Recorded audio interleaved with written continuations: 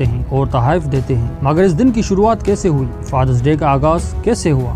مدرس ڈے کو سینکڑوں سالوں سے منایا جا رہا ہے، لیکن فادرز ڈے کو منانے کی تاریخ کچھ زیادہ پرانی نہیں ہے۔ اس دن کو منانے کی ابتدا شاید امریکہ میں ہوئی تھی، اور اس کی شروعات کیسے ہوئی اس سے متعلق کئی کہانیاں ہیں۔ ان میں سب سے مشہور اور زیادہ عام یہ ہے کہ اس کی شروعات واشنگٹن میں سونورا لوئس سمارٹ نامی ایک خاتون نے کی تھی۔ ان کی والدہ کے چھٹے بچے کی پیدائش کے وقت موت کے بعد ان کے کنبے کی پرورش ان کے والد نے کی۔ سن 1909 میں سونورا نے چرچ میں مدرس ڈے کی حوالے سے ایک تقریر سنی تو انہیں اس وقت خیال آیا کہ فادرس ڈے بھی منایا جانا چاہیے۔ چند مقامی مذہبی رہنماؤں نے ان کی اس خیال سے اتفاق کیا، اور یہ مانا جاتا ہے کہ 19 جون 1910 کو پہلی مرتبہ غیر سرکاری طور پر فادرس ڈے منایا گیا تھا، جس کے بعد سن 1966 میں صدر لنڈن بی جانسن نے فیصلہ کیا کہ ہر سال جون کے تیسرے اتوار کو فادرس ڈے منایا جائے گا۔ اس کے 6 سال بعد امریکی صدر رچرڈ نکسن نے اس قانون پر دستخط کر دیے تھے۔ دنیا بھر میں فادرس ڈے کیسے منایا جاتا ہے؟ تھائی لینڈ میں یہ 5 دسمبر کو انتہائی قابل